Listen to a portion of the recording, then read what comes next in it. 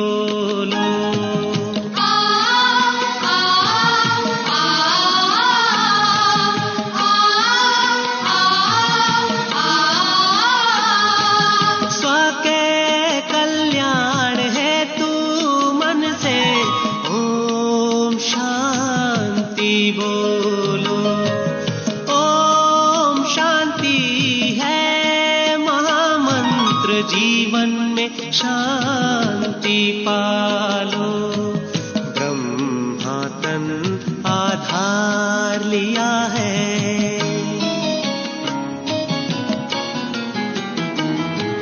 ब्रह्मा तन आधार लिया है, गीता ज्ञान सुनाने को, वो है शिव बाबा।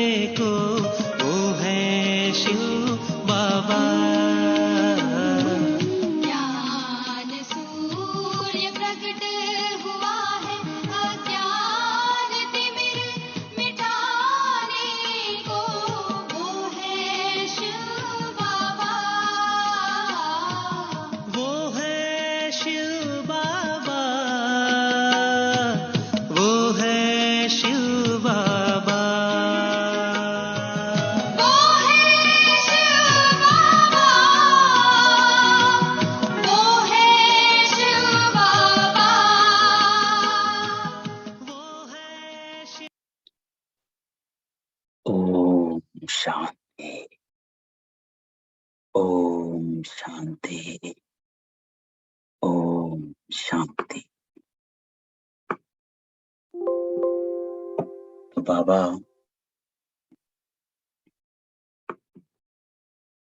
और बाबा की मुरली। तो आज हम बाबा की अव्यक्त वाणी का कल जो चली उसका मंथन करते हैं। कल बाबा ने बातें बहुत युक्तियां बताई, तो मुझे लगा कि ये मुरली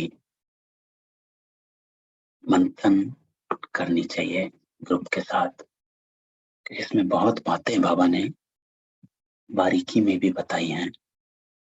तो हम उसको आज फिर से रिवाइज करते हैं, है ना।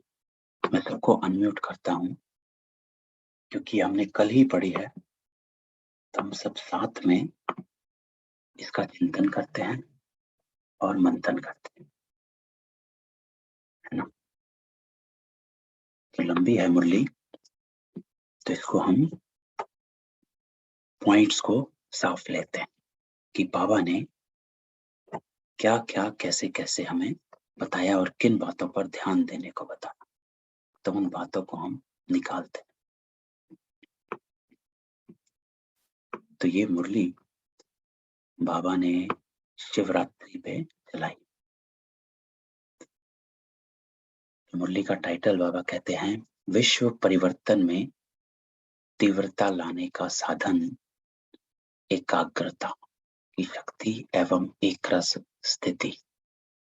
और यहाँ बाबा ने एकाग्रता को डिफरेंट डेफिनेशन दी कि एकाग्रता का मतलब क्या। तो उसको हम बाबा के ही शब्दों में सुनते हैं। तो सबसे पहले बाबा ने जो इम्पोर्टेंट बात इसमें कही कि शिव जयंती, तो हम सब इसको करेंगे। शिव जयंती मनाना अर्थात बनना, है ना, सब पार्टिसिपेट करते। तो शिव जयंती बाबा कहते हैं मनाना अर्थात बनना, है ना। तो क्या बनना बाबा ने कहा, क्या बनना?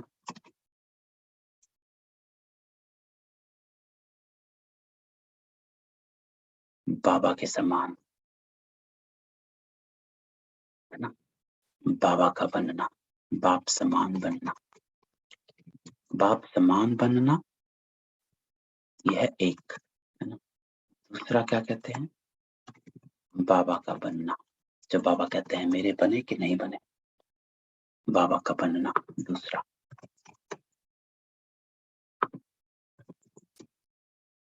तो ये बाबा कह रहे हैं कि मनाना अर्थात बनना। क्या बनना है? बाप समान बनना है और बाबा का बनना। लेकिन जो इसमें बाबा ने फिर बाबा कहते हैं कि जयंती जो है, जो बर्थडे है, वो किसका?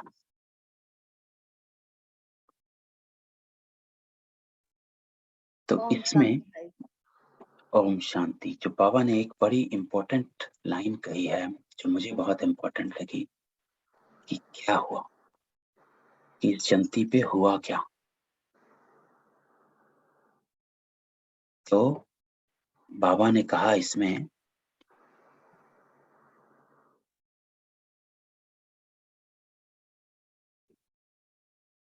कि बाबा की जयंती में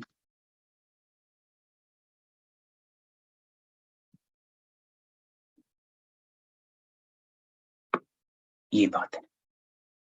इस लाइन को हम थोड़ा सा चिंतन में डालते हैं, है ना। तो जयंती हुई तीन के साथ साथ जयंती है ना। एक बाबा कहते हैं एक अवतरण हुआ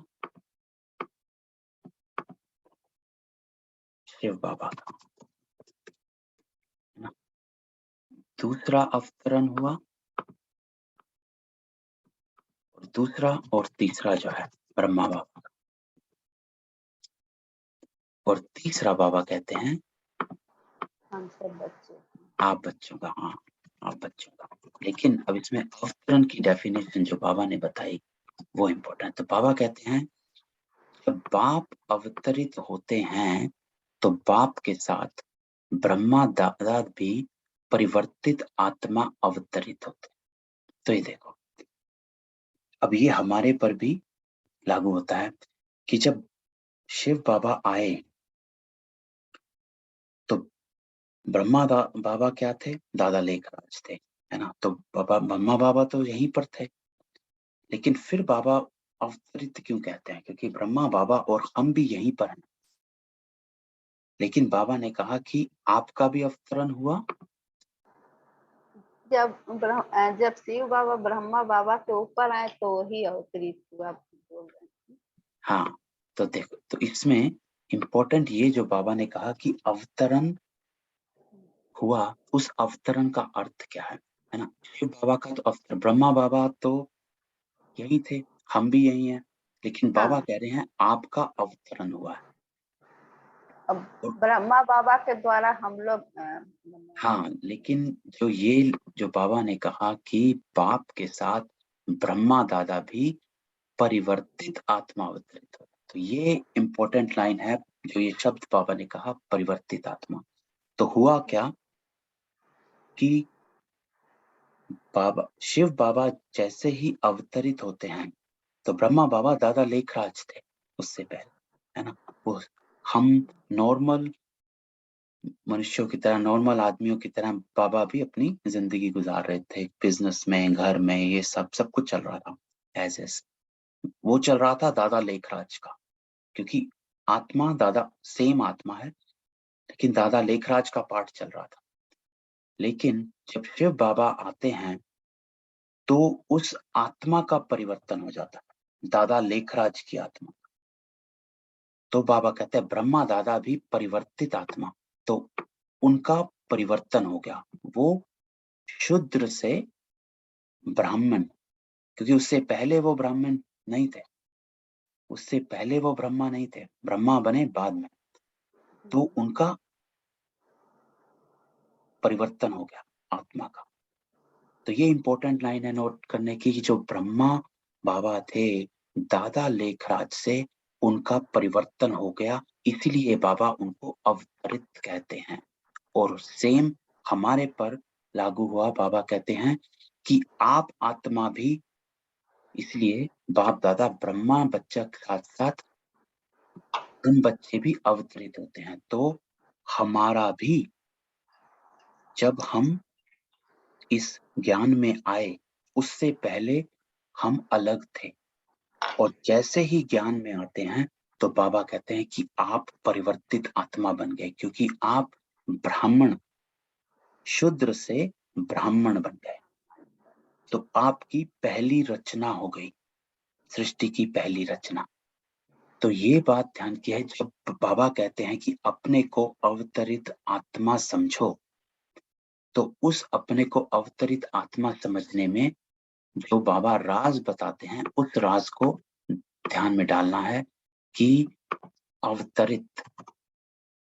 अवतरित आत्मा अर्थात क्या, जो बाबा कहते हैं कि आप आत्माओं का परिवर्तन हुआ। कैसे? शूद्र से ब्राह्मण बने, है ना। तो आज की मुरली में भी बाबा ने इसी बात को नोट करवाया है, जो आज की साकार चली है, कि आप आत्माएं पहली रचना हो। आज की मुरली में बाबा ने उस बात को डिटेल करा। तो अगर हम आज की मुरली भी देखें तो यहाँ पर कहीं बाबा ने इस बात को लाया है, और वो बड़ी इंपॉर्टेंट बात है। तो ये है ये कि यह एक ही चक्र है जो फिरता रहता है। ये है अविनाशी बना बनाया ड्रामा। सत्युग में देवी देवताओं का राज्य था, अभी तुम फिर से बन रहे। तो परम पिता परमात्मा पहले पहले ब्रह्मा मुख से ब्राह्मण सृष्टि रचते हैं। पहले पहले नई सृष्टि है संगम की। तो ये दो लाइन जो है, इसमें बाबा हमें ये बता रहे कि जो नई सृष्टि का, जो बाबा रचना रच रहे हैं स्वर्ग की, रचना रच रहे स्वर्ग की, लेकिन नई सृष्टि की रचना शुरू हो गई है, क्योंकि पहले पहले नई सृष्टि है संगम की। तो ये जो अभी जो सृष्टि है संगम की, उसमें ब्राह्मण सबसे पहला जो धर्म इस नई सृष्टि के आद, इसको कहते हैं सतयुग का आद, है ना। जो सतयुग के आद में, जो गीता में भी लिखा हुआ है, सतयुग के आद में ब्रह्मा ने सृष्टि रची, और उसमें यज्ञ हुआ जिसमें देवताओं का उत्पन्न हुआ। तो देवता बाद में उत्पन्न होंगे, लेकिन पहले सृष्टि रची गई जिसमें ब्राह्मणों को, सबसे पहले उन ब्राह्मणों ने यज्ञ किया सृष्टि की आद में, उस यज्ञ से देवता उत्पन्न हुए, है ना। तो ये बात कि सबसे पहले जो आप जो हो, हम जो हैं, बाबा कह रहे हैं कि आप इस नई सृष्टि की पहली रचना हो, और आप इस यज्ञ के भागीदार हो। इसलिए ब्राह्मणों को चोटी कहा जाता है। चोटी क्या होती है? सबसे ऊपर, सबसे पहले, सबसे ऊपर। इसीलिए ब्राह्मणों को चोटी कहते हैं, क्योंकि हम प्रथम, पहले, ऊपर, सबसे आगे। और उसके बाद नीचे। तो ये डिटेल, तो इस बात को समझना कि ऐसे है कि पहले पहले हम नई सृष्टि। तो इसी बात को बाबा कहते हैं कि आप अपने को अवतरित आत्मा जब समझते हो, जब ये बुद्धि में आता है, तो ये बात सामने रखो कि हम इस सृष्टि की रचना, ये सृष्टि बाबा कह रहे हैं स्टार्ट हो चुकी है। ये नई सृष्टि है संगम की, है ना। तो इसको कनेक्ट करें आज की मुरली को और जो बाबा ने कहा। तो नई सृष्टि संगम की, उस नई सृष्टि में हम ब्राह्मण ले, पहली रचना, इसलिए छोटी कहते हैं, इसलिए ब्राह्मण छोटी है ना। तो ये बात जो बाबा ने कहा, तो इसको पकड़ा, है ना। तो बाबा कहते हैं कि क्योंकि जब बाबा अवतरित होते हैं तो बाप के साथ ब्रह्मा दादा भी अवतरित, परिवर्तित आत्मा अवतरित होते हैं। तो हम भी साथ में, जब हमारा ब्राह्मण जन्म होता है तो उस वक्त भी हम परिवर्तित आत्मा जन्म लेते हैं, है ना। तो ये हमारी परिवर्तित आत्मा है। तो इस बात को ध्यान में रखना है कि हम परिवर्तित आत्मा हैं।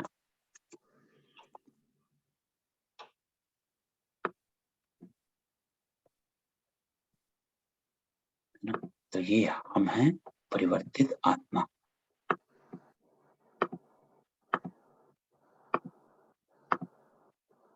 तो ये अवतरण तीनों का, इसलिए बाबा कहते हैं तीनों का अवतरण होता है, इसलिए तीनों की जयंती मनाते हैं। तो ये बाबा ने इसको बना था कि शिव जयंती मनाना अर्थात बनना, क्या बनना, ब्राह्मण बनना, बाप समान बनना, बाबा का बनना। और कौन बने, बाबा बने, ब्रह्मा बाबा बने, और हम बच्चे क्या हुआ, परिवर्तित आत्मा हुए, हम ब्राह्मण बने, शूद्र से हम ब्राह्मण बने। तो ये बाबा ने हमारे साथ किया, तो ये हमारा परिवर्तन हुआ। इसीलिए बाबा कहते हैं कि सबका साथ अवतरण होता है। तो बाबा का और ब्रह्मा बाबा का, उनका साथ साथ अवतरण होता है, उसके बाद हमारा अवतरण होता है, और फिर ब्राह्मण बच्चे आते हैं। इसीलिए बाबा कहते हैं ये जन्मदिन जो है, ये हम सबका जन्मदिन है ना। और हमारा पहला जन्म, दूसरी बात जो इसमें कहते हैं कि आप जन्मदिन मनाते मनाते महान बन जाते। तो देखो, जब बच्चा का फर्स्ट बर्थडे होता है और जब उसी बच्चे का 10th birthday, 11th birthday, 20th birthday होता है, तो वो कैसे अपने को धीरे धीरे वो एक छोटे बच्चे से एक बड़ा आदमी, मनुष्य बन जाता है ना। तो इसीलिए बाबा कह रहे हैं कि आप भी, आपका जन्म तो हुआ लेकिन आप बर्थडे मना रहे, इसका मतलब आप प्रोग्रेस कर रहे हो। तो आप धीरे धीरे बर्थडे मनाते मनाते, अर्थात आपका पहला जन्म जो हुआ उसके बाद आपके बर्थडे मनाए, तो आप धीरे धीरे आप महान बनते गए, आप प्रोग्रेस करते गए, है ना। इसलिए बाबा कहते हैं कि आप मनाते मनाते प्रोग्रेस कर रहे हो, क्योंकि साथ साथ अपना बर्थडे भी मना रहे हो कि मेरा भी ब्राह्मण जीवन का ये बर्थडे, तो आप बन जाते। तो ये बाबा इस पैरे में इस बात को हाईलाइट किया, जो मेन पॉइंट इसमें नोट करने का था, है ना। फिर दूसरा पैरा जब बाबा लाते हैं, अब वहां पर बाबा महाशिवरात्रि तीनों को ब्रेक करके बताते हैं कि महा क्या है, महान क्या है, शिव क्या है, और रात्रि क्या है। तो इसको लेते हैं अब तीनों बातों।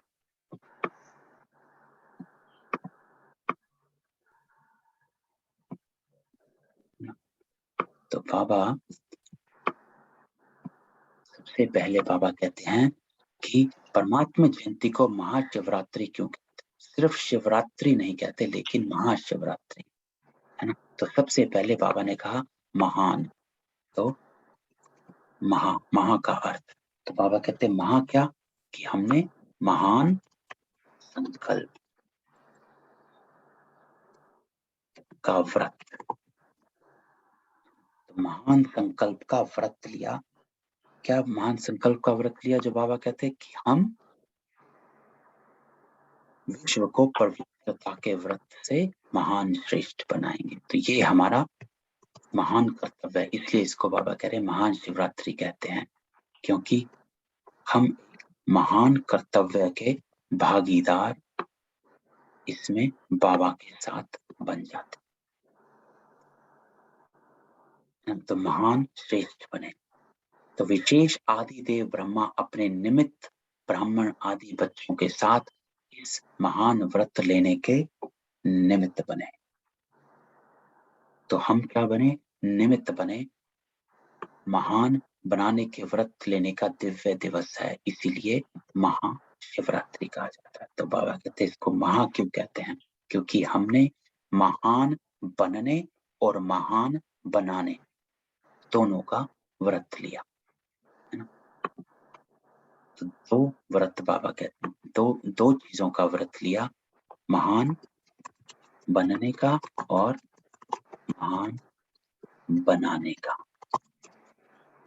तो इसीलिए बाबा कहते हैं इसको महा कहते हैं। फिर दूसरा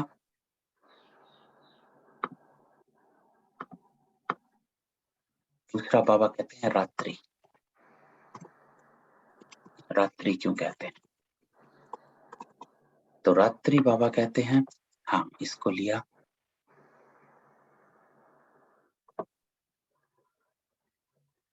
और फिर बाबा कहते हैं इसको रात्रि क्यों कहते हैं? क्योंकि रात्रि अर्थात अंधकार, क्योंकि हम जो थे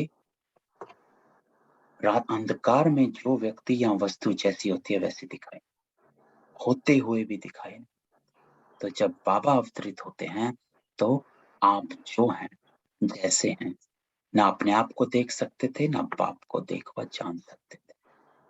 तो मैं आत्मा हूं या होते हुए भी ज्ञान व अनुभव के नेत्र द्वारा देख नहीं सकते थे, नेत्र होते हुए भी अंधकार में थे। इसलिए बाबा कह रहे हैं इसको शिवरात्रि कहा जाता है, क्योंकि इसने इस अवतरण से आपको दिखाई दिया कि आप कौन है ना। तो जब आप अवतरित होते हैं, अब देखो फिर बाबा उस अवतरित को सामने लाते। तो जब बाप अवतरित होते हैं तो आपको जो हैं जैसे हैं, ना अपने आप को देख सकते थे, ना बाप को देख व जान सकते थे। तो बाबा ने हमको अवतरित होकर अपनी और हमारी पहचान हमको दी। तो शिवरात्रि बाबा कहते हैं अर्थात अंधकार को मिटाए यथार्थ का प्रकाश प्रज्वलित होना। यथार्थ अर्थात यदा अर्थ जो है जैसा है वैसा अर्थ, तो उसको कहा जाता है यथार्थ, है ना, कि as it is, accurate, exactly. तो बाबा ने इसीलिए बाबा कहते हैं इफ रात्रि, क्योंकि इसमें बाबा के आने से हमारी पहचान जो है जैसे हैं, है ना। तो जो हैं जैसे हैं उस पहचान से बाबा कहते हैं कि आप अपने आप को भी देख सके और बाबा को भी पहचान सके, इसलिए बाबा कहते हैं इसको रात्रि कहा जाता है ना। अब तीसरी बात शिव की बात। तो बाबा कहते हैं ये तो हुई रात्रि की, महान की, रात्रि की। अब बाबा कह रहे हैं शिव की। तो शिव, इसमें शिव का अर्थ भी बाबा ने यथार्थ से पहचाना है ना। तो हमको भी उसी अर्थ से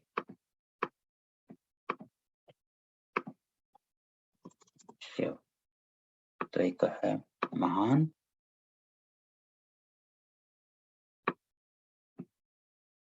रात्रि और शिव। तो बाबा कह रहे हैं शिव,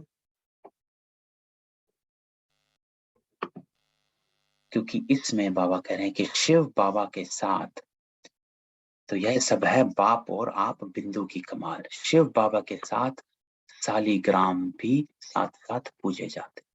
तो अब बाबा शिव का महत्व लेके आ रहे हैं कि शिव क्या।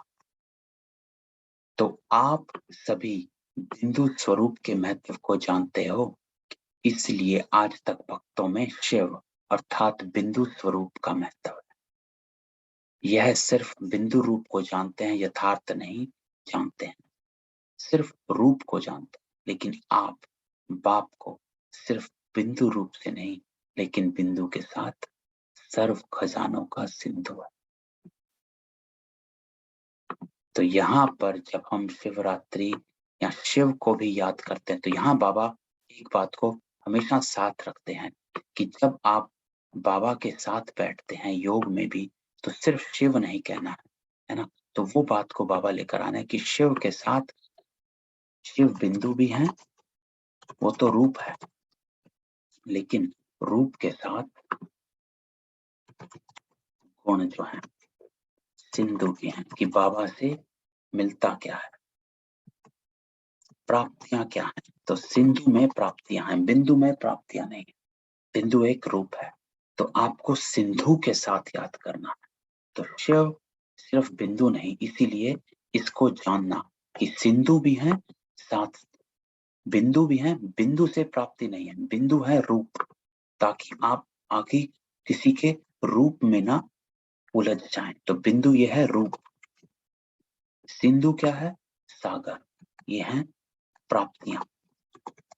तो अगर बाबा से कुछ प्राप्तियां करनी है, चाहे गुणों की, शक्तियों की, शांति की, जिसकी भी प्राप्ति करनी है, तो सिंधु के रूप में याद करा जाता, बिंदु के रूप में। इसलिए बाबा कहते हैं कि मेरी याद, मैं जो हूं, दो बातें बाबा कहते हैं। क्या कहते हैं, जो हूं और जैसा हूं। तो जो हूं जो है वो है बिंदु, और जैसा हूं जो है वो है सिंधु। इसलिए इन दो बातों को साथ में रखना।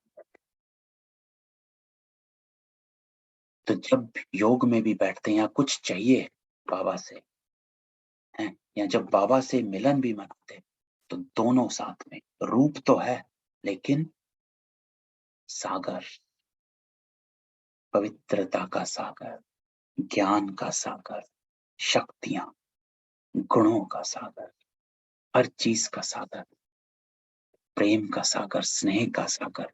तो जब हम ऐसे सागर में समाते, तो ही प्राप्तियों का आवाहन होता है, क्योंकि हम उस सागर को याद करते, तो उस सिंधु में डुबकी लगाते। तो बाबा कहते हैं कि सर्व खजानों का सिंधु है।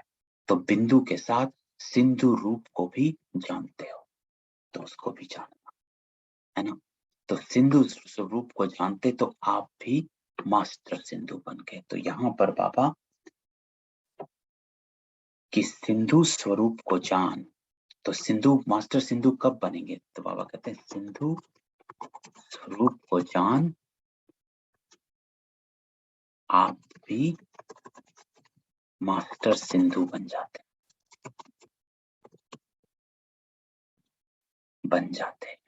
तो ये बात नोट करने की है ना, कि हम जब हमें बाबा जैसा बनना है, तो सिर्फ रूप में नहीं बनना है बाबा जैसा, क्योंकि रूप तो आप बिंदु हो ही, लेकिन सिंधु, तो सिंधु स्वरूप को जानेंगे तो ही मास्टर सिंधु बन जाएंगे, अर्थात मास्टर ज्ञान के सागर, मास्टर गुणों के सागर, मास्टर स्नेह के सागर, है ना। तो बाबा के बच्चे बने, तो यहाँ होता है बनना, है ना। तो बाबा ने जो ऊपर कहा कि मनाना अर्थात बनना, तो हम तीनों चीजों को साथ में रखते हैं कि महान संकल्प को, रात्रि अपनी पहचान को, मैं कौन हूं, क्या हूं, शिव बाबा को जो है बिंदु और सिंधु के रूप में, तीनों को। तो जब महाशिवरात्रि को हम सामने रखते हैं, तो हम तीनों ही रूपों से और तीनों ही बातों से बाबा को और अपने को जानते हैं, इस कर्तव्य को जानते हैं। तो इसको बाबा कहते हैं मनाना। तो हम अवतरित हुए बाबा के साथ, अवतरित अर्थात हम परिवर्तित हो गए, शूद्र से हम ब्राह्मण में आ गए हैं, है ना। तो ये हमारा धर्म का परिवर्तन है। तो आज जो बाबा ने एक बात कही उसको हम आज की मुरली में इम्पोर्टेंट बात जो कही उसको नोट करने का है। एक लाइन बाबा ने सबके लिए हमारे के कौन हो तुम सभी हो रूहानी यात्रा वाले, ब्रह्मा के मुखवंशावली, संगम युगी ब्राह्मण। ये लाइन धर्म के बच्चे बनाते हैं। तो तुम शूद्र धर्म से बदल आकर ब्रह्मा मुखवंशावली बनते हो। तो हमारा धर्म ही चेंज हो गया, कन्वर्ट हो गया। तो जो आज बाबा ने कहा कि ये हो आप, इसको कहते हैं अवतरण, मेरा परिवर्तन, कि मैं चेंज हो गया, मेरा धर्म चेंज हो गया। जैसा मेरा धर्म होगा वैसा मेरा कर्म होना है। पहले मेरा धर्म शूद्र का था तो मेरे कर्म भी शूद्र। शूद्र अर्थात विकारी बुद्धि कहते हैं बाबा शूद्र को।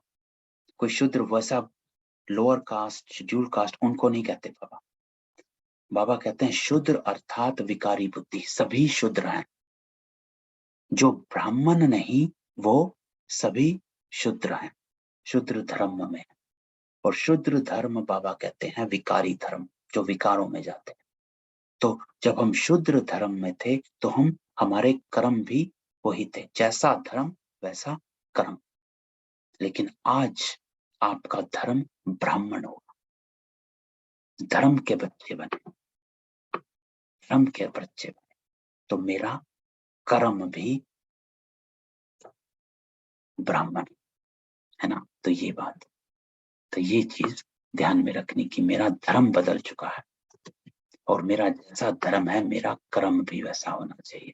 तो इस बात को भी हम इसी में नोट कर लेते हैं कि ये बड़ी इंपॉर्टेंट और अच्छी लाइन आज बाबा की वाणी में थी कि तुम कौन हो, धर्म के बच्चे हो। तो अपने धर्म को याद रखो, जब भी कोई कर्म करते हो धर्म याद रखो कि मैं कौन से धर्म का बच्चा, है ना। तो वहां से हुआ, तो ये हुआ बाबा का 2 पैरा। तो हम वापस जाते हैं बाबा की मुरली में। हाँ, तो इस पैरा में बाबा ने, इसीलिए हम मास्टर, इसीलिए बाबा कहते हैं आप सालिग्राम भी पूजे जाते हैं। क्यों? क्योंकि हम बाबा के साथ इस यज्ञ में भागीदार बने।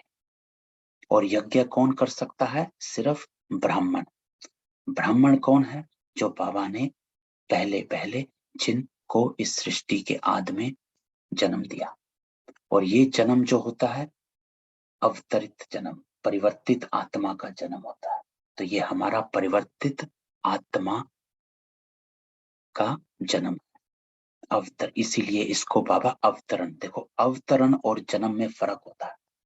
ये फर्क होता है कि अवतरण होता है जो आत्मा अवतरित होती है, जैसे शिव बाबा अवतरण हुए, शरीर का आधार लिया, ब्रह्मा के मुख से पाठ बजाया और चले गए।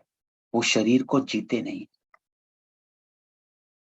है ना। तो इसको अवतरण कहा जाता है। तो अवतरण और जन्म में ये फर्क होता है। तो जन्म जो होता है वो इस जन्म के कर्म बंधन में आकर वो फिर यहाँ से वापस नहीं जा सकती। बाबा क्यों वापस जा सकते हैं शिव बाबा? वो इसलिए बाबा वापस जा सकते क्योंकि उनका अवतरण हुआ और वो कर्म बंधन में नहीं आते, वो शरीर को जीते नहीं है। ब्रह्मा के आए, काम किया और चले गए वापस। लेकिन जो हम आत्मा जब हम आती हैं तो हम उस शरीर में ही रहने लग जाती हैं। तो इसीलिए हमारा इसको जन्म कहते हैं, एक से दूसरे से तीसरा। लेकिन अब बाबा हमको कह रहे हैं कि ये आपका अवतरण जन्म, अवतरित जन्म है, अर्थात अलौकिक जन्म है। किस रूप में? परिवर्तित आत्मा के रूप में। क्योंकि अब जो आत्मा आप हो वो आप परिवर्तित आत्मा हो। क्यों परिवर्तित आत्मा हो? जो हमने देखा, क्योंकि आपका धर्म भी कन्वर्टेड है ना, आपका कर्म सब कन्वर्टेड है। आपने 3 चीजें करी हैं, महान व्रत लिया है, अपने आप को जाना है और मास्टर सिंधु शिव बाबा को जाना है जो है जैसे। तो अब बाबा तपस्या पे आ गए ना। तो अब आगे करते हैं तपस्या। तपस्या क्या है? तो बाबा ने तपस्या के काफी किए हैं। तो अब हम तपस्या का मंथन करते हैं। तपस्या, तो बाबा कहते हैं, सबसे पहले बाबा ने कहा तपस्या अर्थात, सबसे पहले जो बाबा ने कहा दृढ़ता और एकाग्रता।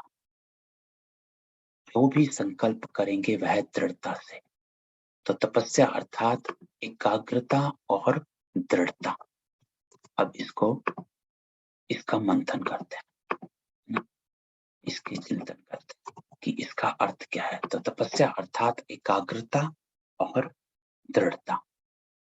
दृढ़ता क्या?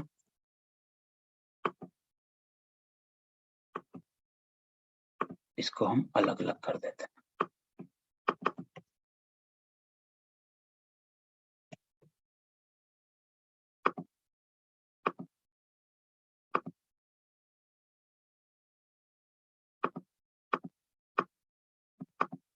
एकाग्रता, और दूसरा बाबा कहते हैं दृढ़ता। तो दृढ़ता बाबा कह रहे हैं किसमें? मेरे संकल्पों की दृढ़ता। तो उसका अर्थ ये कि बाबा कह रहे हैं कि जो मुझे करना है उसके ऊपर डिटरमेंट, की चाहे कुछ हो जाए मुझे ये करना। तो उसको बाबा कहते हैं कि दृढ़ता, डिटरमेंट फेथ, कि मुझे जमा करना है, चाहे कोई कुछ करे मुझे अपना जमा ही करना है ना। तो आगे बाबा ने इसके ऊपर बताया हुआ है कि दृढ़ता का क्या अर्थ है। तो बाबा के ही शब्दों में सुनेंगे।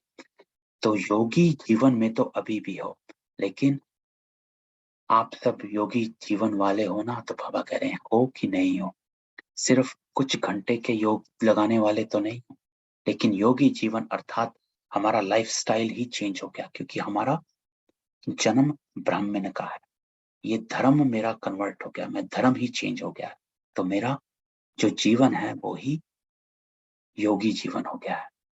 तो बाबा, योगी जीवन और एक भोगी जीवन होता है ना। तो पहले था मेरा भोगी जीवन, कि जब हम हर चीज की चाहना में अटके रहते थे, उसको बाबा कहते हैं भोगी जीवन, कि ये भी चाहिए वो भी चाहिए, हर चीज की चाहना में अटके रहना, है ना, मैंपन में अटके रहना, कि मुझे उसका भी भोग करना। क्योंकि भोगी सिर्फ उसको नहीं कहते, हर चीज को, इच्छाओं को, जो शारीरिक इच्छाएं हैं उनको बाबा भोगी कहते हैं, कि हर चीज को भोग करना है, कि मेरे ऊपर ही भोग लगे, है ना। भोग जैसे लगता है टच करके होता है ना, तो इसीलिए मुझे हर चीज का टेस्ट करना है ना, तो उसको बाबा कहते हैं भोगी जीवन। तो अब इसमें बाबा ने कहा कि आप जो ये बने हो तो अपने आप से बने हो ना, सोच समझ कर बने हो ना, या किसके कहने से बने हो। तो बाबा यहाँ पर हमको ठोक बजाकर देख रहे हैं कि भाई यहाँ पर अगर आप बैठे हो तो अपने मन से बैठे हो, आपकी आत्मा जागृत हुई है इसलिए बैठे हो, किसी के वश में आकर नहीं बैठे हो कि कोई आपको पकड़ कर खींच कर लाया, है ना? तो इसीलिए बाबा यहाँ पर एक बार टटोल रहे हैं फिर से, खुद से बैठे हो, अच्छी तरह से देख लिया, तीनों आंखों से देख लिया, तो यस। तो अब बाबा आगे जो मेन बात बाबा कह रहे हैं कि करना क्या है, कि सबसे पहले बाबा कहते हैं कि जो आपको करना है वो है 4 बातें, जो बाबा ने कही कि 4 बातों में अपने आप को पक्का रखना। वो 4 बातें हैं कि मुझे इन 4 बातों में, गुणों में, शक्तियों में, संबंधों में, स्वभाव संस्कार में पास होना है ना। तो बाबा ने इसमें दृढ़ता किसको कहा? दृढ़ता बाबा कहते हैं कि मुझे पास होना है, इस संकल्प की दृढ़ता कि मुझे पास होना है, इन 4 बातों में। तब इसको 4 बातों को सामने लेकर आते हैं कि मुझे 4 बातों में पास होना है।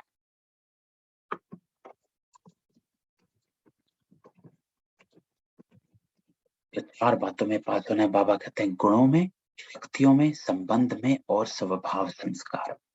इन 4 बातों में आपको पास होना है।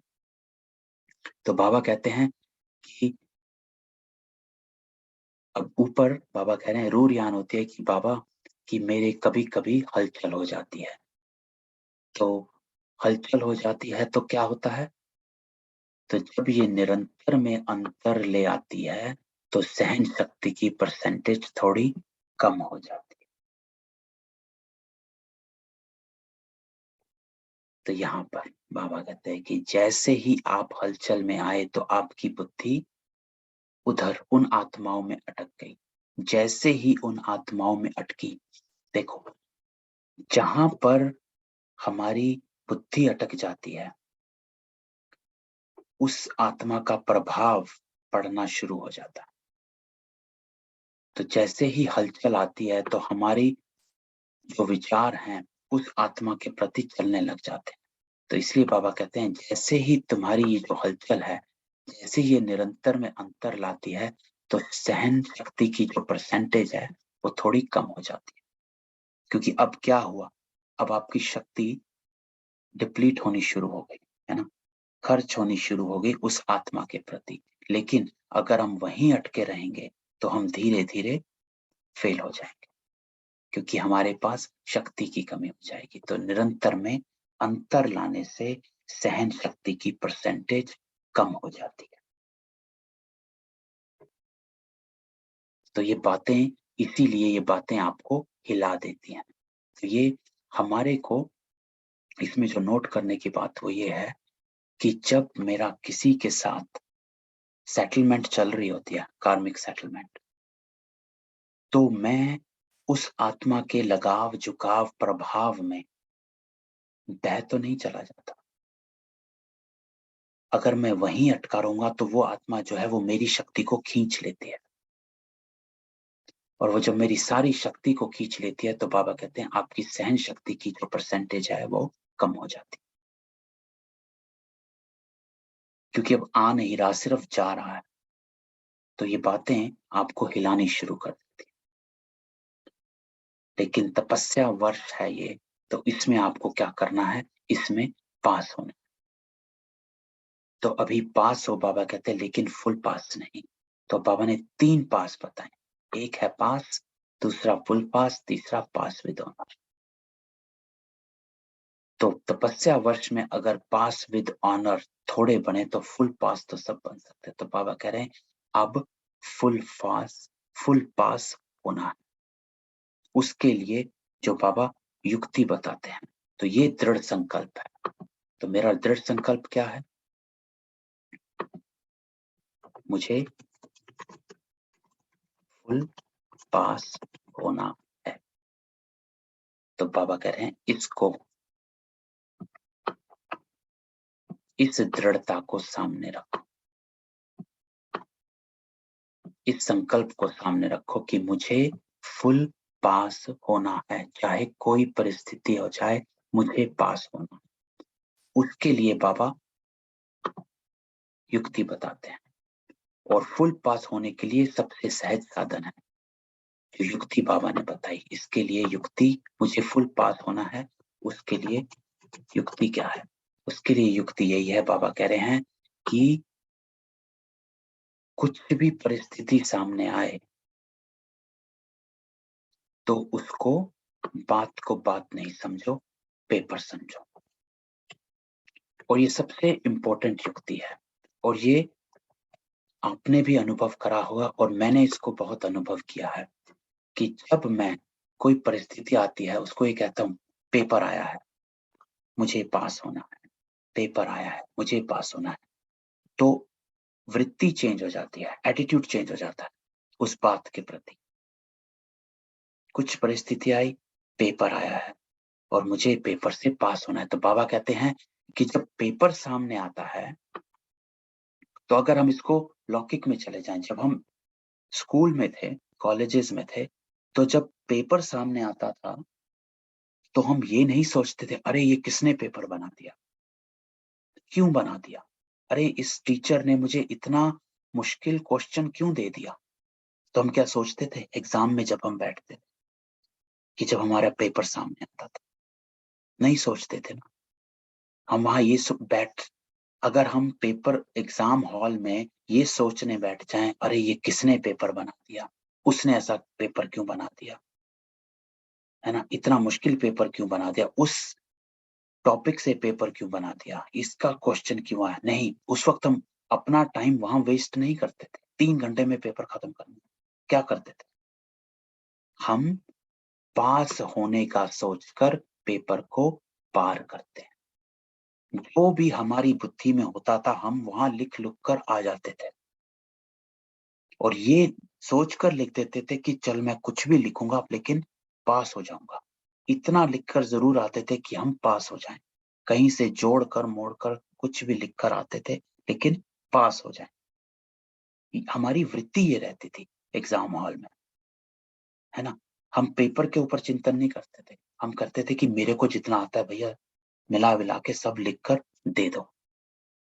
तो बाबा हमको यही बात सामने लेकर आए कि जब कोई परिस्थिति आ जाती है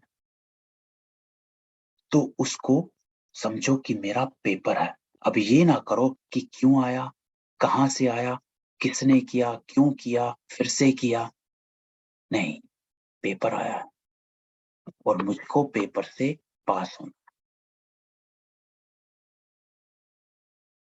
तो ये बाबा ने जबरदस्त युक्ति है, ये अपनानी है। बात को बात नहीं समझो, सिचुएशन समझो, पेपर समझो।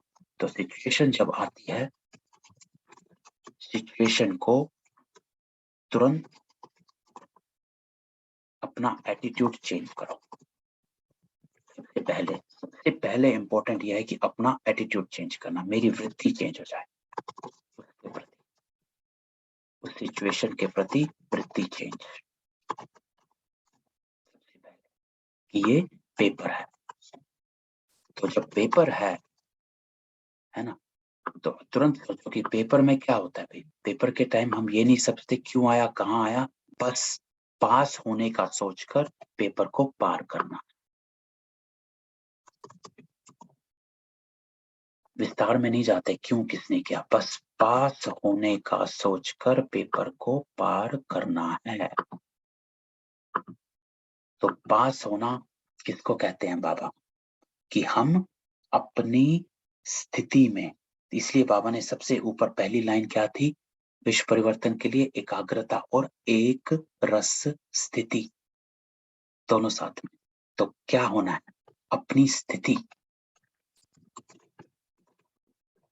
एक रस रख कर, है ना, और श्रीमत पर चल पास होना है, चल पास होना है। कि कोई मुझसे गुस्सा कर रहा है, किसी ने मुझसे गलत बोला, किसी ने मेरी डिसरिस्पेक्ट करी, पेपर आ गया, अब मैं भी उसकी डिसरिस्पेक्ट करने लगूंगा तो मैं फेल हो गया, क्योंकि ये मेरे को श्रीमत नहीं कहती। तो तुरंत वृत्ति चेंज करो, ये मेरा पेपर है और मेरे शिक्षक ने, मेरे टीचर ने मुझे क्या बताया है इस पेपर में, उसको स्मृति में लाना।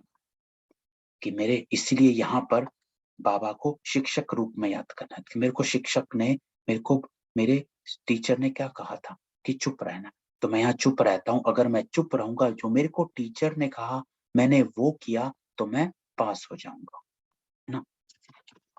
तो जो मेरे टीचर ने मुझे बताया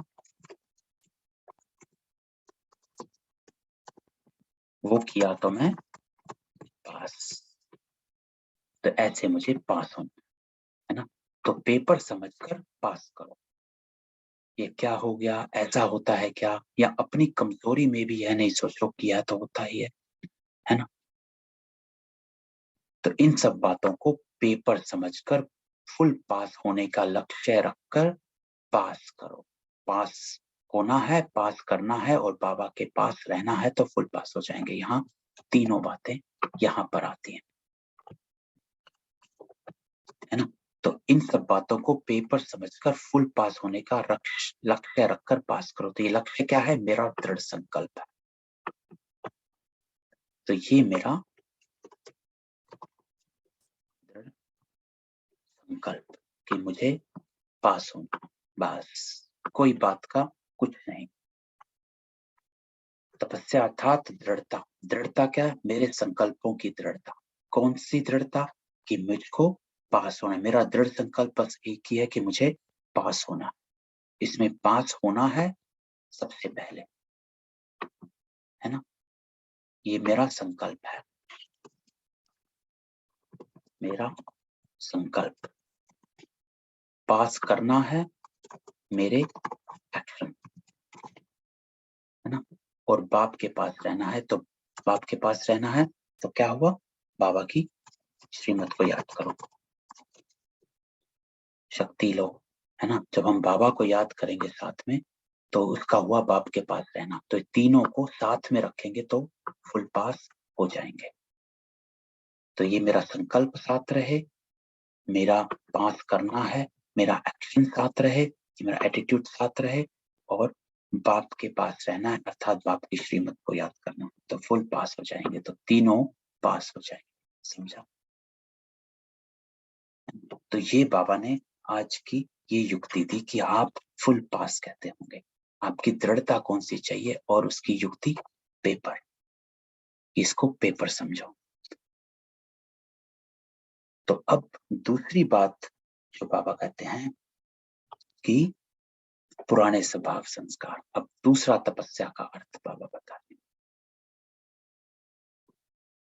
ये तो हुआ एक तपस्या कि जिसको पेपर का। अब दूसरा तपस्या बाबा बताते हैं, उसको भी लेकर आते हैं।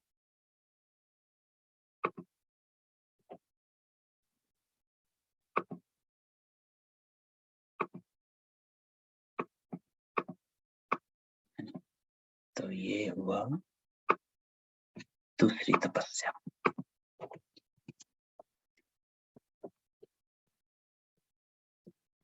तपस्या तो बाबा क्या कह रहे हैं? तपस्या में कई बातों में तो अच्छी तरह से पास हो गए। अब बाबा दूसरी बात लेकर, बाबा कह रहे हैं कि कई बातों में अच्छी तरह से तो पास हो गए हैं, लेकिन अपने स्वभाव और संस्कार जो कभी कभी नए जीवन में इमर्ज हो जाते हैं। देखो बाबा हमेशा हमको स्मृति दिलाते रहते हैं कि आपका ये नया जीवन है, नया जीवन, नया जीवन। तो बाबा कह रहे हैं सिर्फ अपने पुराने स्वभाव और संस्कार जो कभी कभी नए जीवन में इमर्ज हो जाते हैं, वो अपने व दूसरों के स्वभाव संस्कार भी टक्कर खाते हैं। तो यहाँ पर बाबा क्या कहते हैं कि होता क्या है? सबसे बाबा पहले प्रॉब्लम सामने लेकर आने की होता क्या है कि मेरे अपने पुराने स्वभाव संस्कार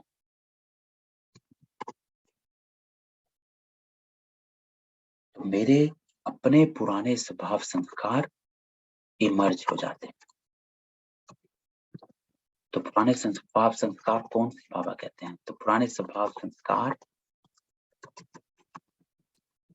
अर्थात देहभान के संस्कार, जो सभी विकारी संस्कार, क्रोध का, है ना, लोभ का, अहंकार का, कोई भी विकार हो, वो पुराने संस्कार इमर्ज हो जाते। ईगो,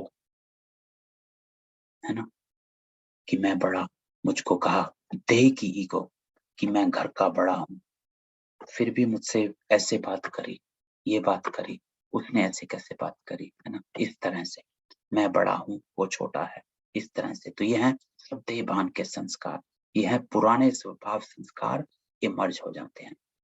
होता क्या? ये है बाबा कह रहे हैं ये कारण को जानो पहले। तो बाबा हमेशा पहले कारण को सामने लाते हैं। तो ये है कारण, एक ये है। दूसरा बाबा कारण बता रहे हैं कि दूसरों के स्वभाव संस्कार से टकराव, दूसरों के स्वभाव संस्कार से टकराव। अपने व दूसरों के स्वभाव संस्कार भी टक्कर खाते हैं, है ना। तो अपना कमजोर संस्कार दूसरों के संस्कार से टक्कर खाता है। तो ये देखो कि टक्कर कौन खाता है, कि मेरा कमजोर संस्कार। कमजोर संस्कार किसको कहते हैं बाबा? ये वाले जो देह के संस्कार होते हैं वो कमजोर संस्कार होते हैं। क्यों कहते हैं उनको कमजोर संस्कार? क्योंकि उसमें आत्मा की उन्नति नहीं, तो इसलिए बाबा उनको कमजोर संस्कार कहते हैं। क्योंकि दूसरी आत्मा तो कमजोर है ना। उसका संस्कार कमजोर क्यों है? क्योंकि वो आत्मा ही कमजोर है, तो उसमें इतनी शक्ति है नहीं, है ना। सहन की शक्ति, इतनी शक्ति नहीं है उस आत्मा में, तो उसके कमजोर संस्कार हैं, क्योंकि आत्मा कमजोर है। लेकिन जब आपकी आत्मा कमजोर हो जाती है, अर्थात देह भान में चली जाती है, तो आपका कमजोर संस्कार उसके संस्कारों से टक्कर खाता है। तो ये है कारण। तो इस कारण को जरूर जानना कि होता क्या है ना। प्रोसेस को जब हम जानते हैं कि कारण क्या होता है, तब हमारे को उसके ऊपर चिंतन चलता है ना। तो ये होता है। तो ये कमजोरी बाबा कह रहे हैं अभी विशेष लक्ष्य को पहुंचने में विघ्न डालती है, फुल पास के बजाय पास मार्क्स दिला देती है। तो बाबा क्या कह रहे हैं, करना क्या है? अब युक्ति सुनो बाबा की। तो ना अपने स्वभाव संस्कार का संकल्प को संकल्प व कर्म में लाओ, और ना दूसरों के स्वभाव व संस्कार से टक्कर खाओ। लेकिन उसके लिए करना क्या है?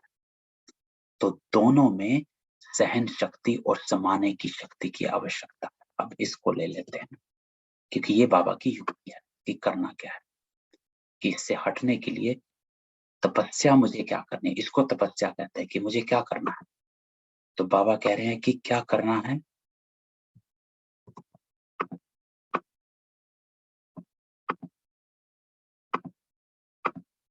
तो ना मेरा संस्कार इमर्ज हो और ना मैं दूसरों से टक्कर खाऊं। तो उसके लिए क्या करना है? तो बाबा कह रहे हैं उसके लिए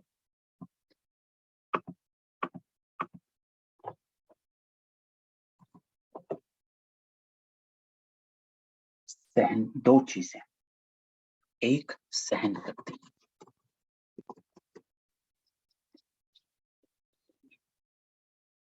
ना अपने स्वभाव संस्कार को संकल्प में व कर्म में लाओ।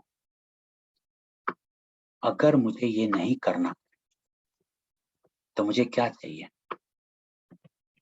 संस्कार इमर्ज हो रहा है और मुझे उसको कर्म में नहीं लाने देना, संकल्प और कर्म में नहीं लाने देना। उसके लिए मुझे सहन शक्ति चाहिए, सहन शक्ति, है ना। इसको बाबा ने आगे बताया है कि कैसे। और दूसरा, दूसरों के स्वभाव व संस्कार भी नहीं आए तो उसके लिए क्या चाहिए? बाबा कह रहे हैं समाने की शक्ति, सहन शक्ति और समा लेना। इसमें किसको समाना है?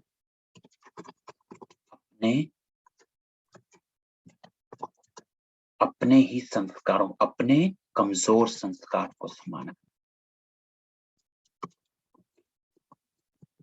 समाना, अकोमोडेट कर लेना, है ना।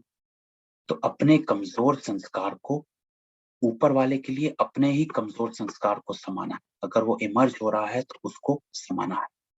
और यहाँ पर जो दूसरे में है उसमें भी क्या चाहिए?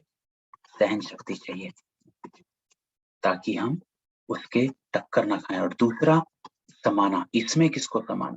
इसमें दूसरे के कमजोर, इसमें कमजोर शब्द जरूर लेकर आऊं, क्योंकि तभी वो जो कमजोर शब्द जब बीच में आता है तो हमारा जो भावना रहम दिल वाली है वो इमर्ज होती है। तो दूसरों के कमजोर संस्कार को समान, अकोमोडेट कर लेना। ये अच्छा ये बोल रहा है, ये इसका संस्कार है, आत्मा का कमजोर संस्कार है, तो उसको अकोमोडेट कर ले। तो दो शक्तियां बाबा ने कही, सहन शक्ति, किसको सहन करना है, और समा लेना है, दोनों साथ में चाहिए। तो यह फुल पास के समीप लाने नहीं देती, और यही कारण है जो कहाँ अलबेलापन, आलस्य आ जाता है। तो तपस्या वर्ष में क्या करना है? मन बुद्धि को एकाग्र करना, अर्थात एक ही संकल्प। अब बाबा एकाग्रता की यहाँ डेफिनेशन दे रहे हैं। नहीं तो हमें कहा कि मन बुद्धि को बाबा से एकाग्र रखो, बाबा यहाँ पे कह रहे हैं मन बुद्धि को एक संकल्प में एकाग्र करो। तो यहाँ की आज की मुरली में बाबा की एकाग्रता की डेफिनेशन है कि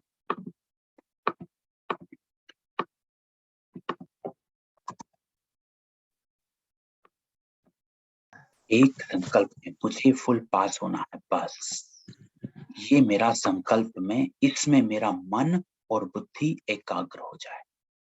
ओम शांति भाई जी। शांति।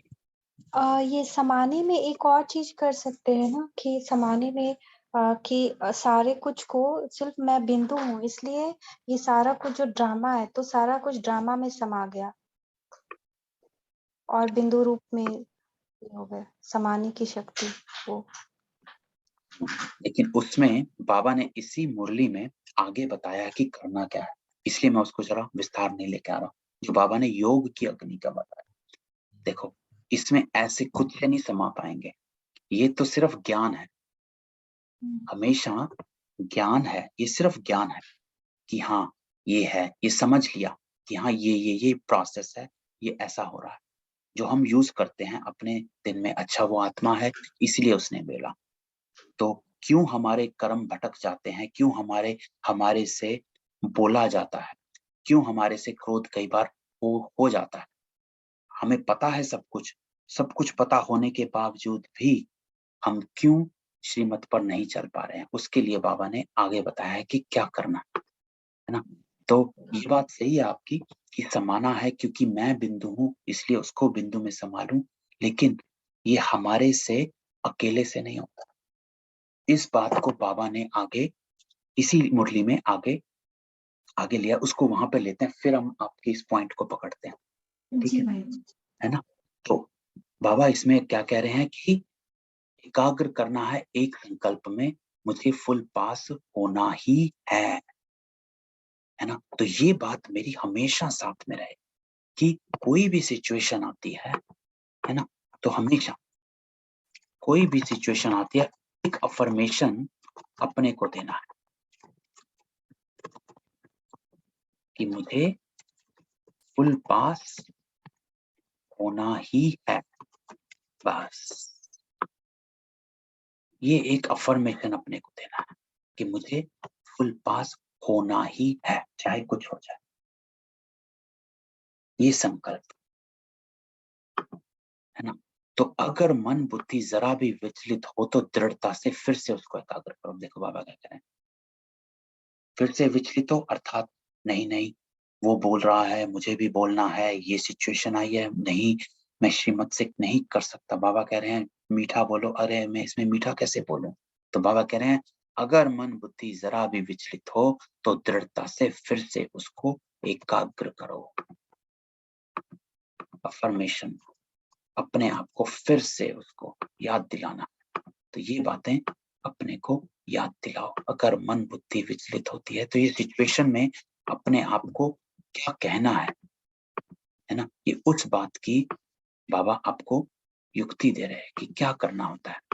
तो सिचुएशन आती है, करना ही है, होना ही है ना। तो ये बातें जो हैं ये बड़ी पावरफुल बन जाती हैं जब हम अपने आप से, जो बाबा जो कहते हैं ना कि अपने आप से बात करो। क्या बात करो?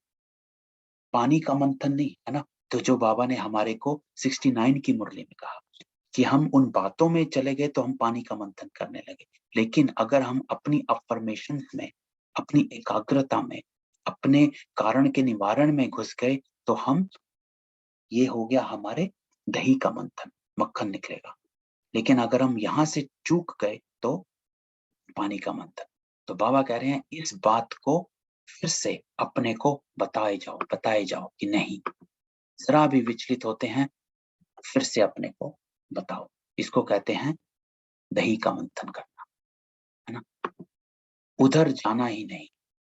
हमारा धर्म युग सब अलग, तो हमें अपने ही युग में अपने ही धर्म के अनुसार अपने कर्म करने हैं, तो उधर जाना ही नहीं है ना। तो करना ही है, होना ही है। तो ये सब जो भी कमजोरियां हैं, अब यहाँ बाबा की बात आती है, तो कैसे होगा। जो क्षमा बहन, आपकी बात जो अब बाबा यहाँ पर बता रहे हैं कि होगा कैसे, ये ज्ञान तो बाबा ने दे दिया कि हाँ ये करो, जी। ये करो, ये करो, ये करो, लेकिन होगा कैसे। तो उसको तपस्या की योग अग्नि में भस्म करो। अब सिर्फ यहाँ बाबा कह रहे हैं ज्ञान से नहीं होने वाला, सिर्फ ज्ञान कुछ नहीं करेगा, क्योंकि ज्ञान से समझ मिलती है, ताकत, जो आत्मा को ताकत चाहिए, शक्ति चाहिए, वो योग अग्नि से। इसीलिए यहाँ पर जो जो बाबा ने 3 बातें कही थी कि पास होना है, पास करना है और बाप के पास रहना, तो फुल पास हो जाए। तीनों को सब बाबा के पास भी रहना, बाबा के पास रहना अर्थात योग। तो तपस्या की योग अग्नि में भस्म करो। योग अग्नि प्रज्वलित हो गई है, तब बाबा पूछ रहे हैं लगन की अग्नि में अभी भी रहते हो, लेकिन कभी कभी अग्नि थोड़ी सी परसेंटेज में कम हो जाती है। तो बाबा अब यहाँ पर एग्जाम्पल दे रहे हैं कि कभी आप आते हो, कभी नहीं आते हो, कभी आप जुड़ते हो, कभी से नहीं जुड़ते हो, क्योंकि योग अग्नि से। तो अब यहाँ पर बाबा कह रहे हैं ये होगा कैसे। अब ये शक्ति कहाँ से आएगी, क्योंकि शक्ति चाहिए। सिर्फ ये जानना कि नहीं मुझे सहन शक्ति होनी चाहिए, ये जानना कि नहीं मुझे तो समाना है, उससे नहीं होगा, है ना। तो बाबा कह रहे हैं ये कहाँ से आएगी। इसकी युक्ति है बाबा जो बता रहे हैं कि इस युक्ति को सामने लाओ कि तपस्या की योग अग्नि में, योग अग्नि को सबसे पहले प्रज्वलित करो, अर्थात बाबा से कनेक्शन जोड़ो। सबसे पहले अपने को ये क्वेश्चन पूछना है कि योग अग्नि जो है प्रज्वलित हुई है कि नहीं हुई है। नहीं हुई है, बाबा से कनेक्शन। तो क्या हुआ, तो कनेक्ट विद बाबा, है ना। और उससे क्या होगा, उससे शक्ति, शक्ति आएगी। जो बाबा ने 2-3 दिन पहले साकार की मुरली में क्या कहा था कि राम की शक्ति के बिना रावण को मार नहीं सकते। तो ज्ञान से नहीं रावण को मार सकते, ज्ञान बाण से रावण को नहीं मार सकते, ज्ञान बाण से आप दूसरे को समझा सकते, कह सकते हैं, बता सकते हैं, लेकिन कर्मों में लाने के लिए इस योग का बाण चाहिए, है ना। तो राम की शक्ति के बिना रावण को मार नहीं सकते, है ना। जो बाबा ने साकार मुरली में कहा था 2-3 दिन पहले, तो ये तो बाबा से कनेक्ट करना है, उस योग अग्नि को प्रज्वलित करना है। तो बाबा कह रहे हैं कि तेज अग्नि, बाबा के साथ बस बैठ जाओ, योग अग्नि है, इसमें परिवर्तन भी होगा और भस्म भी होगा, दोनों में तेज आग चाहिए। क्या क्या करना है, परिवर्तन, मुझे अपने संस्कारों का परिवर्तन करना और पुराने संस्कारों को भस्म करना। तो दोनों को कि ट्रांसफॉर्मेशन हो रहा है, तो आग में कोई चीज डालते हैं तो उसका शेप सब कुछ बदल जाता है। तो बाबा ने कहा था कि आग में आप मिट्टी डालते हो, वो ईंट बनकर निकलती है ना। और ईंट को निर्माण में यूज किया जाता है, कंस्ट्रक्शन, बिल्डिंग। तो आप ईंट बन के निकलोगे तो ही आप निर्माण कर सकोगे, कंस्ट्रक्ट कर सकोगे, स्थापना के कार्य में मदद कर सकते। तो योग अग्नि, तो उसको लेकर आना है। लेकिन अब उसको बाबा कहते हैं कि लेकर आने के लिए, लेकिन टाइम पर। ये नहीं है कि बाद में बैठ गए, है ना, कि हो चुका लेकिन बाद में योग में बैठकर बाबा से कहे बाबा आज तो ये हो गया, है ना, बाबा आज ये प्रॉब्लम हो गई, बाबा आज मैं बोल पड़ा, क्रोध हो गया, है ना, ये हो गया, बाद में ये होगी। तो बाबा कहते हैं कि ये बाद की अग्नि हो गई, कि जब हम कर कुर के फिर बाबा के साथ योग में बैठकर बाबा से लेटर लिख दिया, बाबा को बता दिया कि चलो मैंने तो बाबा को बता दिया, तो इससे क्या होगा, इसमें बाबा कह रहे हैं तो आपकी योग अग्नि भी बीच बीच में ढीली हो जाती है। तो संपन्न बनेंगे लेकिन लास्ट में बनेंगे, अगर ऐसे करेंगे तो लास्ट में, टाइम पर नहीं बने, लास्ट में। हाँ, ये ओम शांति भाई जी। और इससे आज की मुरली में भी है कि बीच बीच में जो ढीली हो जाती है, तो आज बाबा ने कहा कि चलते फिरते हमेशा योग में रहने का ट्राई करना है। तो बीच बीच में मतलब हम लोग सुबह तो करते हैं और नुमा शाम करते हैं, और बीच में बिल्कुल ढीले पड़ जाते हैं। तो वो चलते फिरते हम लोग को जब योग में रहने का आदत हो जाएगा, तो ये बीच बीच वाला ढीलापन चला जाएगा। हाँ देखो, तो वो आज भी बाबा ने वही कहा कि बीच बीच में नहीं, लेकिन इसको हमने, क्योंकि यहाँ पर बाबा ने कॉन्टेक्स्ट कहा कि प्रॉब्लम्स के सिचुएशन आते हैं, तब आप क्यों चूक जाते हैं, क्योंकि आप अपनी योग शक्ति को सामने नहीं लेकर आते ना। तो उस समय बाबा के साथ जुड़ना, पास होना है, पास करना है, और बाबा के पास रहना है, तो तीनों को साथ रखना है ना। तो इसीलिए ये बाबा कह रहे हैं साथ साथ अपने योग की अग्नि भी तेज रखो, तभी आप रावण को मार सकते हैं, है ना। तो एकाग्रता की शक्ति को बढ़ाना।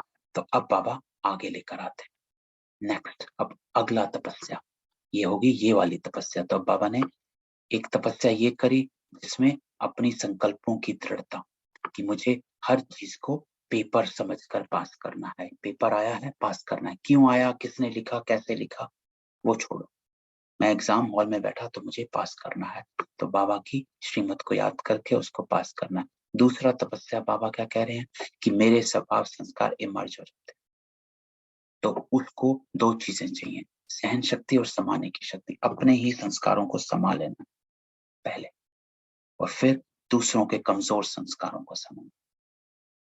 तो कोई भी सिचुएशन आती है, अपने को अफर्मेशन देना, मुझे फुल पास है ना। तो उसके लिए बाबा के साथ योग अग्नि में बैठना। अब तीसरी तपस्या बाबा कह रहे हैं जो सबसे इंपॉर्टेंट है, बाबा ने कही कि विघ्न जो आता है वो किसका आता है। तीसरी तपस्या, तो बाबा कह रहे हैं तपस्या वर्ष अर्थात फास्ट पुरुषार्थ कर फर्स्ट जन्म में फर्स्ट नंबर आत्माओं के साथ राज्य, घर में साथ चलना है ना, फिर राज्य में भी ब्रह्मा बाप के साथ आना। तो समझा तपस्या वर्ष क्यों रखा, तो एकाग्रता की शक्ति को बढ़ाओ। तो अब यहाँ पर बाबा लेकर आते हैं कि तपस्या में जो एकाग्रता की शक्ति है उसको बढ़ाओ, एकाग्रता की शक्ति को बढ़ाओ। लेकिन उसके लिए बाबा अब कारण लेकर आने, सबसे पहले कारण को जानना है कि मेरे को प्रॉब्लम क्या है, कि क्यों नहीं मैं एकाग्र हो पाता। क्योंकि बाबा कह रहे हैं अभी ना चाहते हुए भी व्यर्थ चल जाता, व्यर्थ। तो कारण क्या है, व्यर्थ, एकाग्रता नहीं होने का। तो पहले, क्योंकि सबसे ज्यादा इंपॉर्टेंट बाबा कह रहे हैं व्यर्थ है, जो आपको कमजोर कर देता है। तो व्यर्थ का तरफ कोई कोई समय शुद्ध श्रेष्ठ संकल्प से भारी हो जाता है ना।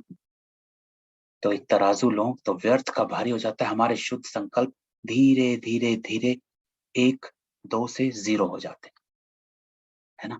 तो बाबा कह रहे हैं तपस्या अर्थात व्यर्थ संकल्प की समाप्ति, क्योंकि यह समाप्ति ही संपूर्णता को लाएगी। तो अब बाबा यहाँ पर इसका निवारण क्या कह रहे हैं, बाबा व्यर्थ संकल्प की समाप्ति कर, है ना। तो उसके लिए बाबा ने युक्ति दिया है, बहुत जबरदस्त युक्ति। तो आगे सुनते हैं। तो समाप्ति के बिना संपूर्णता नहीं।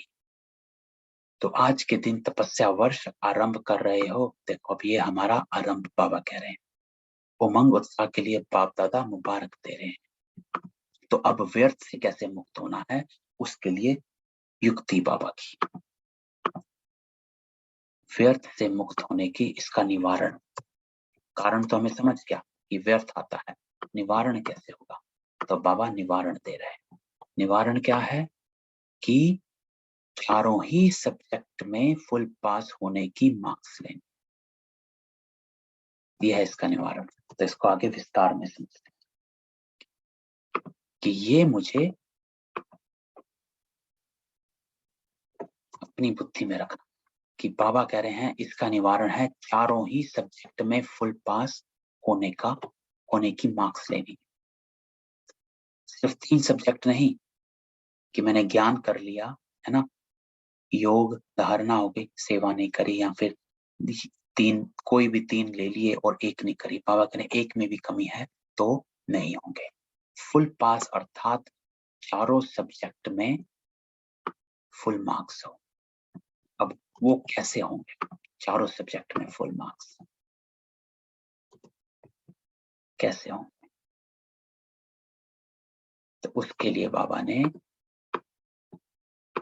एक बहुत ही इंपॉर्टेंट युक्ति दी है, वो ये है कि चारों सब्जेक्ट में अगर फुल पास होना है, फुल पास का अर्थ है सदा हर आत्मा के प्रति कल्याण की भावना, चाहे वह आपकी स्थिति को हिलाने की भी कोशिश करे, लेकिन अकल्याण करने वाले के ऊपर भी कल्याण की भावना, कल्याण की दृष्टि, कल्याण की वृत्ति, कल्याण में कृति, इसको कहा जाता है कल्याणकारी।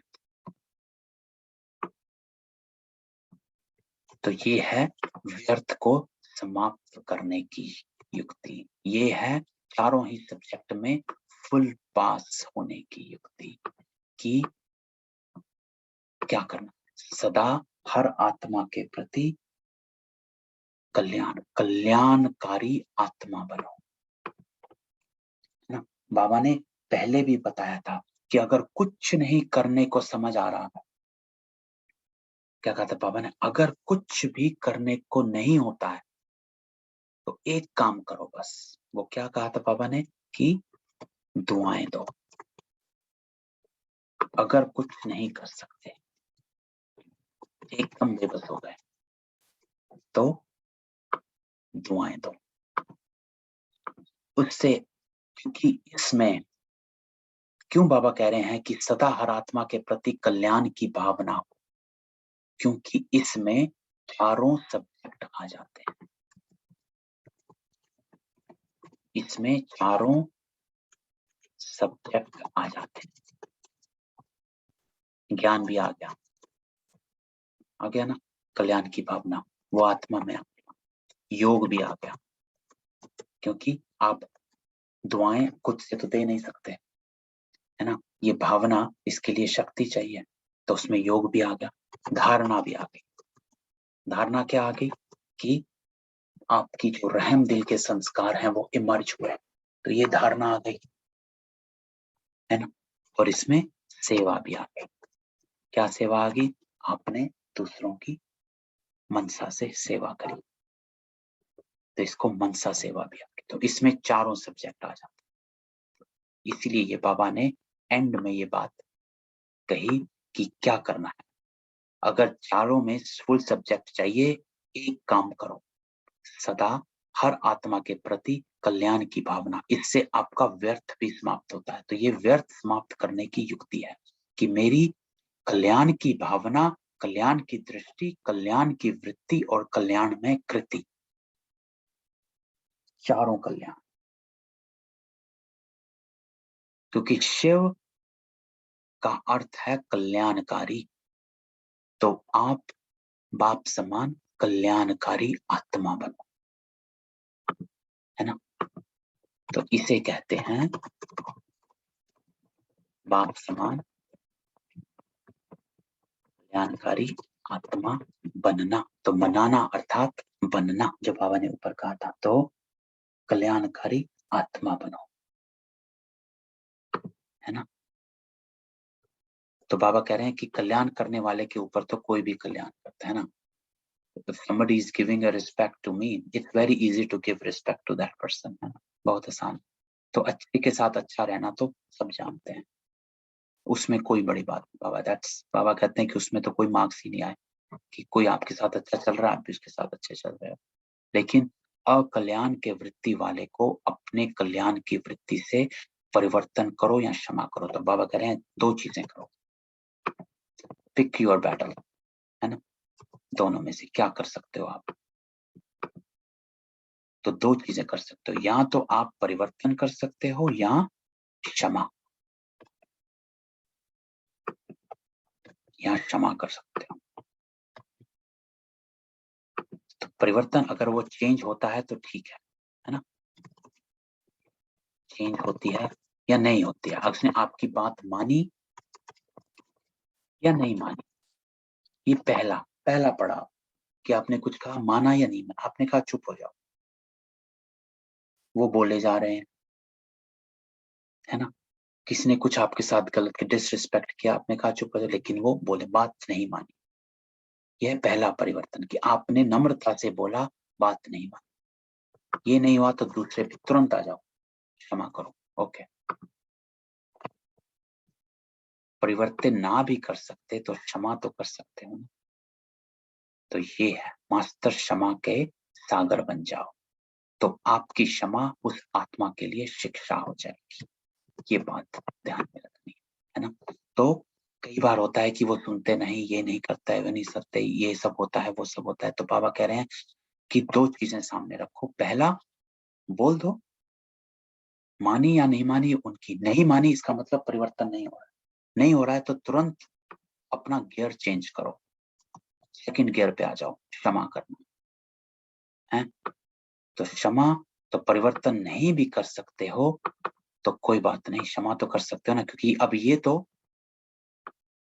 अब ये तो हमारे हाथ में है, परिवर्तन उसके हाथ में है।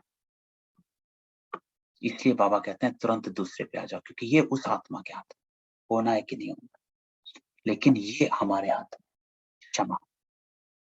तो आप क्षमा के सागर बन जाओ, तो क्षमा तो कर सकते हो ना। तो बाबा ने साफ कह दिया कि आजकल शिक्षा देने से कोई नहीं समझता, यह करो तो यह शिक्षा हो जाएगी। तो क्षमा अर्थात शुभ भावना की दुआएं देना, सहयोग देना। अब बाबा क्षमा को भी इलेबोरेट कर रहा है कि क्षमा सिर्फ ये नहीं, अच्छा चलो मैंने तुम्हें माफ किया, नहीं, साथ में शुभ भावना की दुआएं देना, सहयोग देना। शुभ भावना, शुभ कामना इमर्ज हो, जो बाबा ने ऊपर कहा है ना, कि सदा हर आत्मा के प्रति कल्याण की भावना हो, तो उसको कहते हैं शुभ भावना। अगर कुछ नहीं कर सकते तो अपनी क्षमा कर दो, अगर वो चेंज नहीं हो रहा, बोले जा रहे हैं तो क्षमा कर दो। शिक्षा देने का समय बाबा कह रहे हैं चला गया है, खत्म हो गया। अभी स्नेह दो, सम्मान दो, क्षमा करो, शुभ भावना रखो, शुभ कामना रखो, यही शिक्षा की विधि है। तो ये बातें है ना, तीन बातें इसको सामने रखते हैं कि जो बाबा कह रहे हैं कि अब समय ये है ना। तपस्या वर्ष में इस नई विधि से सर्व को और समीप लाओ। तो बाबा कह रहे हैं अब इस नई विधि को अपनाओ कि दाने के साथ तभी आप दाना बन जाओगे, है ना। तो ये वाला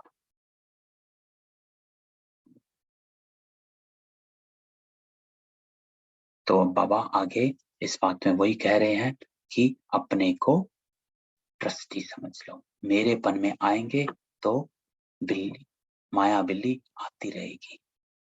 तो अपने को अब यहाँ पर बाबा एंड में क्या कह रहे हैं कि अपने को डिटैच करके रखो। तो इसलिए तपस्या व्रत क्या है, ज्वाला स्वरूप, निर्भय, दो चीजें।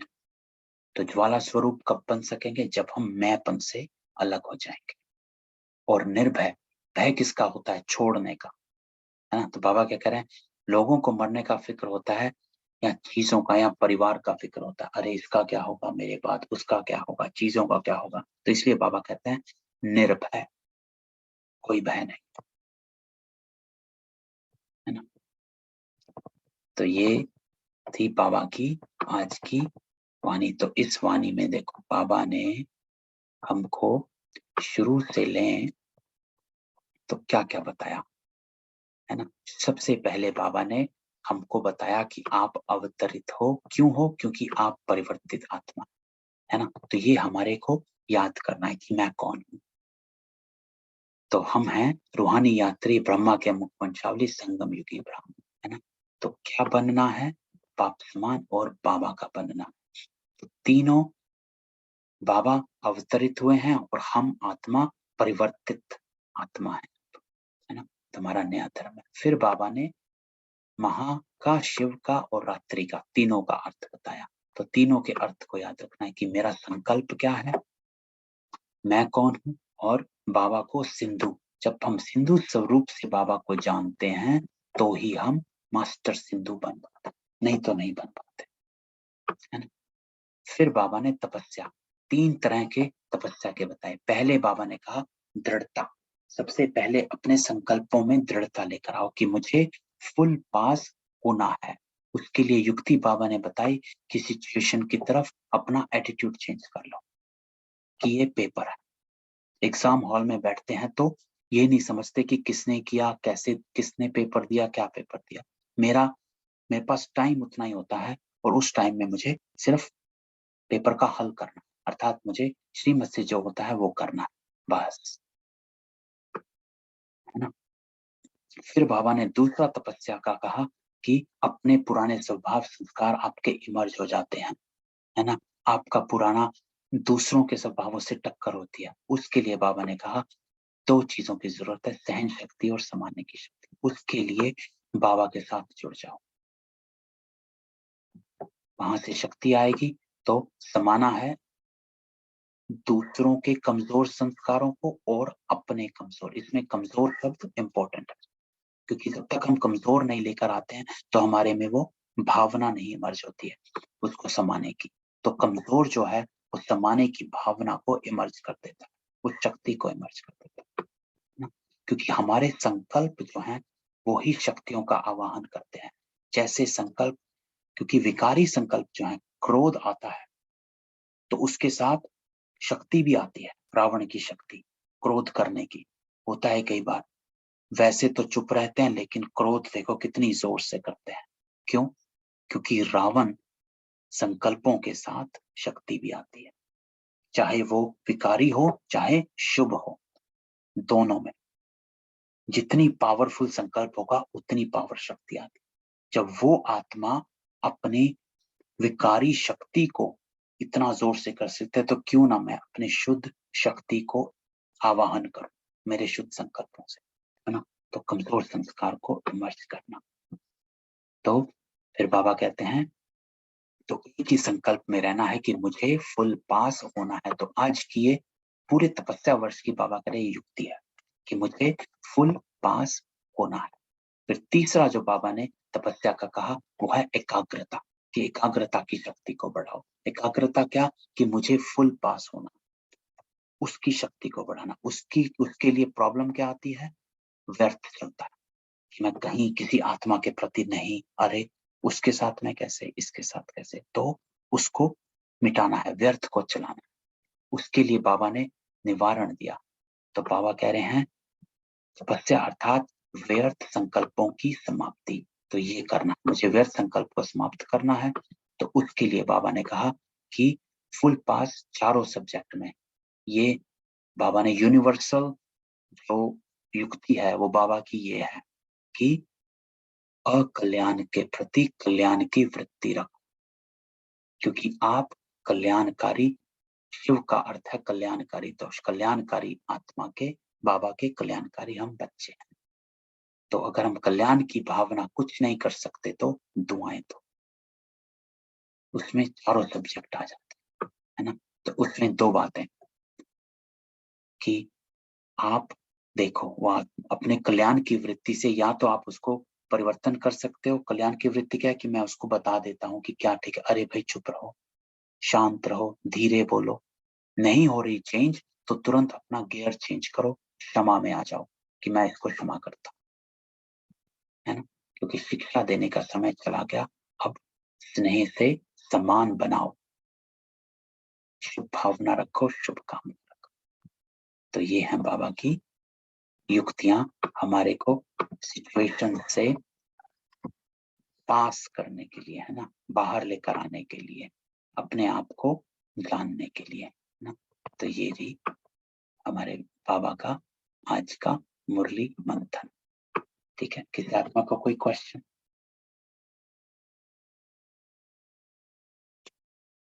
नहीं?